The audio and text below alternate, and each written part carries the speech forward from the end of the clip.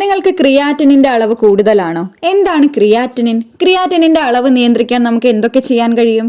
ഇതിനെക്കുറിച്ചൊക്കെ നമുക്കൊന്ന് വിശദമായി സംസാരിക്കാം. ഹായ്, ഞാൻ ഡോക്ടർ അജിന, ആയുർവേദ ഫിസീഷ്യനാണ്. ഇത്തരത്തിലുള്ള കൂടുതൽ വീഡിയോസിനായി ചാനൽ ഒന്ന് സബ്സ്ക്രൈബ് ചെയ്യണം. ശരീരത്തിൽ പേശികളുടെ പ്രവർത്തന ഫലമായി ഉണ്ടാകുന്ന ഒരു മാലിന്യ വസ്തുവാണ് ക്രിയാറ്റിനിൻ. ആരോഗ്യവാനായ ഒരാളുടെ വൃക്കകളാണ് രക്തത്തിലുള്ള ഈ മാലിന്യത്തെ അരിച്ചെടുത്ത് മൂത്രത്തിലൂടെ പുറന്തള്ളുന്നത്.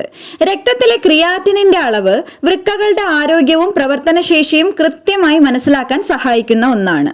ഇനി സിറം ക്രിയാറ്റിനിന്റെ അളവ് മുതിർന്ന പുരുഷന്മാരിൽ 0.6 മുതൽ 1.2 mg/dL മുതിർന്ന സ്ത്രീകളിൽ 0.5 മുതൽ 1.1 mg/dL. രക്തത്തിൽ ക്രിയാറ്റിനിന്റെ അളവ് പരിശോധിച്ച് നോക്കുമ്പോൾ 1.4 mg/dL കൂടുതലാണെങ്കിൽ വൃക്കകൾ ശരിയായ രീതിയിൽ പ്രവർത്തിക്കുന്നില്ല എന്നാണ് ഇതിനർത്ഥം.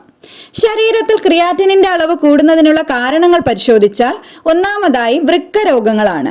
വൃക്കകളുടെ അരിച്ചെടുക്കാനുള്ള ശേഷി കുറയ്ക്കുന്ന ക്രോണിക് കിഡ്നി ഡിസീസസ്, അതുപോലെ വൃക്കയിലെ അണുബാധ അഥവാ ഇൻഫെക്ഷൻസ് എന്നിവ ക്രിയാറ്റിനിന്റെ അളവ് കൂട്ടുന്നു. രണ്ടാമതായി ഡീഹൈഡ്രേഷൻ അല്ലെങ്കിൽ നിർജ്ജലീകരണമാണ്. ശരീരത്തിൽ ജലാംശം കുറയുന്നത് താൽക്കാലികമായി ക്രിയാറ്റിനിന്റെ അളവ് കൂട്ടാൻ കാരണമാകുന്നു. മൂന്നാമത്തേത് പ്രമേഹം അഥവാ ഡയബറ്റിസ് ആണ്. ദീർഘകാലമായുള്ള പ്രമേഹം വൃക്കയിലെ രക്തക്കുഴലുകളുടെ പ്രവർത്തനത്തെ തകരാറിലാക്കുന്നു. നാലാമത്തേത് ഉയർന്ന രക്തസമ്മർദ്ദമാണ്. ഇത് വൃക്കകളിലേക്കുള്ള രക്തയോട്ടം കുറയ്ക്കുകയും പ്രവർത്തനം തടസ്സപ്പെടുത്തുകയും ചെയ്യുന്നു. അതുപോലെ തന്നെ ഉയർന്ന അളവിൽ പ്രോട്ടീൻ അടങ്ങിയ റെഡ് മീറ്റുകൾ കഴിക്കുന്നതിലും ക്രിയാറ്റിനിന്റെ അളവ് വർദ്ധിക്കുന്നതിന് കാരണമാണ്.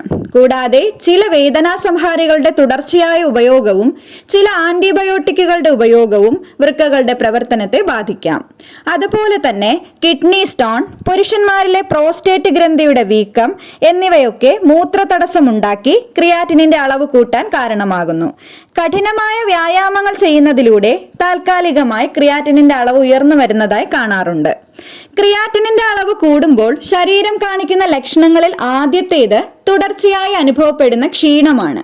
അതുപോലെ കാലുകളിലും മുഖത്തും ഉണ്ടാകുന്ന വീക്കം, മൂത്രത്തിന്റെ അളവിൽ കുറവ് വരിക, ശ്വാസം മുട്ടൽ, ഓർക്കാനം, ഛർദി എന്നിവയൊക്കെയാണ്. ഇനി രക്തത്തിലെ ഉയർന്ന ക്രിയാറ്റിനിന്റെ അളവ് കുറയ്ക്കാനായി പ്രധാനമായും വൃക്കകളുടെ പ്രവർത്തനം മെച്ചപ്പെടുത്തുക എന്നതാണ്. ഇതിനായി പ്രോട്ടീൻ അടങ്ങിയ ഭക്ഷണങ്ങൾ കുറയ്ക്കുകയും ആവശ്യത്തിന് വെള്ളം കുടിക്കുകയും ഉപ്പിന്റെ അളവ് ആഹാരത്തിൽ നിയന്ത്രിക്കുകയും ചെയ്യണം. അനാവശ്യമായ വേദനാസംഹാരികളുടെ ഉപയോഗം പരിമിതപ്പെടുത്തേണ്ടതും അത്യാവശ്യമാണ്. ചുവന്ന മാംസം അഥവാ റെഡ് മീറ്റുകൾ, കോഴിയിറച്ചി, മത്സ്യം എന്നിവയുടെ ഉപയോഗം കുറയ്ക്കണം. പാല്, തൈര്, വെണ്ണ എന്നിവ മിതമായ അളവിൽ ഉപയോഗിക്കാം.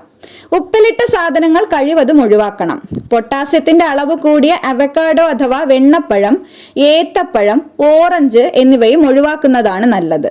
തണുത്ത പാനീയങ്ങൾ അതായത് കോള, സോഡ തുടങ്ങിയവയിൽ ഫോസ്ഫറസ് അഡിറ്റീവുകൾ അടങ്ങിയിരിക്കുന്നതിനാൽ പൂർണ്ണമായി ഒഴിവാക്കണം. ഇനി ഇത്തരക്കാർ കഴിക്കാൻ പറ്റുന്ന ഭക്ഷണങ്ങളിൽ പ്രോട്ടീന്റെ അളവ് കുറഞ്ഞവയും സോഡിയത്തിന്റെയും പൊട്ടാസ്യത്തിന്റെയും അളവ് കുറഞ്ഞ ഭക്ഷണങ്ങളും കഴിക്കാവുന്നതാണ്. പച്ചക്കറികളിൽ കോളിഫ്ലവർ, ക്യാബേജ്, വെളുത്തുള്ളി എന്നിവ വൈറ്റമിൻസും ഫൈബറും അടങ്ങിയിട്ടുള്ളതിനാൽ അത് കിഡ്നിയുടെ പ്രവർത്തനത്തെ സുഗമമാക്കും. പഴങ്ങളിൽ ആപ്പിൾ, ബ്ലൂബെറി, പപ്പായ എന്നിവയിൽ ധാരാളം ആന്റി ഓക്സിഡൻസ് ഉള്ളതിനാൽ അതും ഇൻഫ്ലമേഷൻസിനെ കുറയ്ക്കാൻ സഹായിക്കും.